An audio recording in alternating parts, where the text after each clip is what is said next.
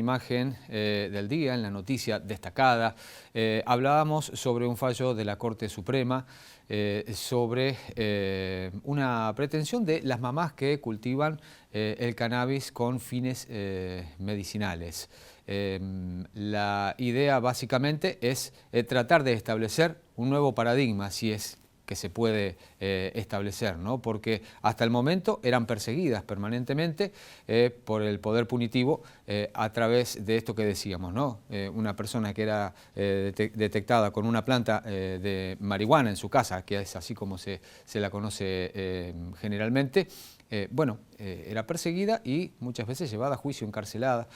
Vamos a hablar con Guillermina Fregona, que es una de las de los tres abogados que estuvieron en la Corte Suprema de Justicia a propósito de las pretensiones de MACAME, que es justamente quienes agrupan a estas mamás. ¿Qué tal, Guillermina? ¿Cómo estás? Gracias por atendernos. Hola, ¿cómo andás? Gracias a ustedes. Bueno, Guillermina, contanos un poco, porque veíamos la letra del fallo, nosotros decíamos que se remite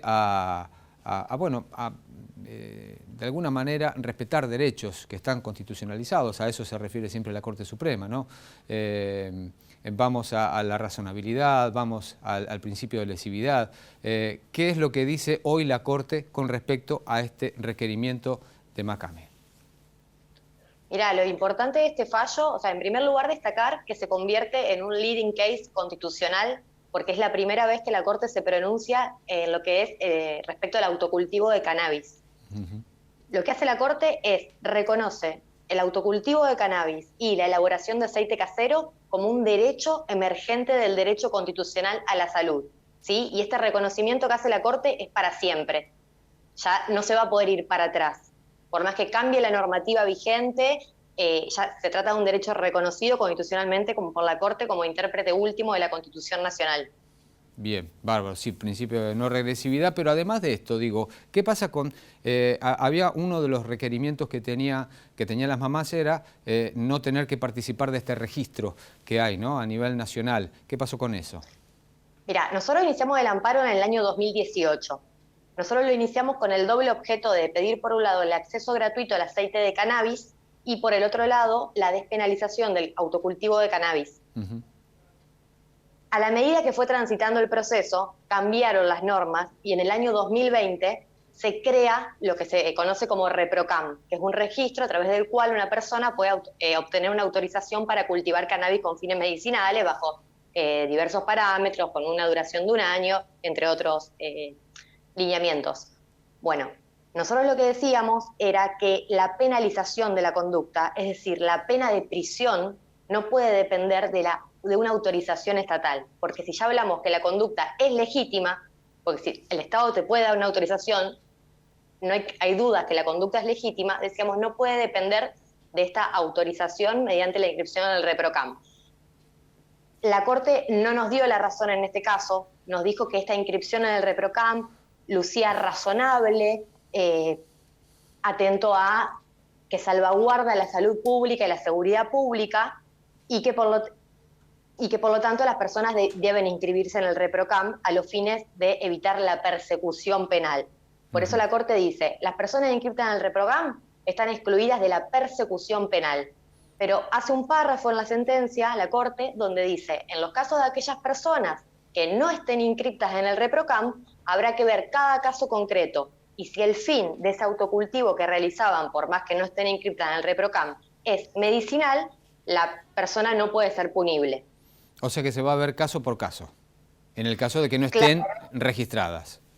Claro, incluso remite al fallo Arriola cuando hace este párrafo.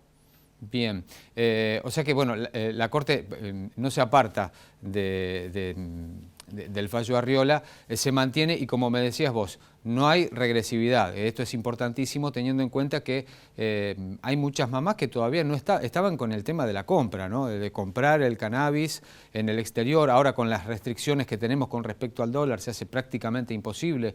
¿Qué es lo que tienen que hacer hoy? Entonces las madres que necesitan del cannabis medicinal. Ya, A ver, la provisión gratuita, que esto también nos lo dice la Corte en la sentencia, porque nosotros también pedíamos la provisión gratuita, la Corte dice esto ya está resuelto por los cambios en la normativa que hubo. Entonces, hoy en día una persona puede acceder al aceite de cannabis industrial, ya sea por medio del Estado o de su obra social, aceite de cannabis industrial que puede llegar a ser importado o de producción nacional, porque ya hay producción nacional de aceite de cannabis, cuando nosotros iniciamos el amparo no existía la producción nacional, o cultivar cannabis en su casa y extraer el aceite de forma casera. Para esto, a los fines de estar excluido directamente de la persecución penal, se inscribe en el ReproCam y espera la autorización. La Corte en esta sentencia, en el penúltimo párrafo de la sentencia, habla sobre la necesidad de que el Estado agilice el otorgamiento de las autorizaciones, porque dice que una demora en el ReproCam lesiona el derecho a la salud. Claro. A lo que nosotros le agregamos una persona que tenga una demora para que le dé la autorización o una persona a la cual le rechacen la autorización, pero la persona considera que se la deberían haber dado, puede iniciar un amparo individual a los fines de que un juez le ordene al ReproCam que le otorguen esa autorización. Bien, bien. Bueno, entonces, claro, por lo menos hay una tutela de derechos constitucionalizados y que la Corte dice, bueno, en lo que ya está reglamentado ya no me meto, pero sí da la posibilidad entonces de que las personas que hoy no estaban amparadas o que eran considerado punible su actividad puedan de alguna manera iniciarlo.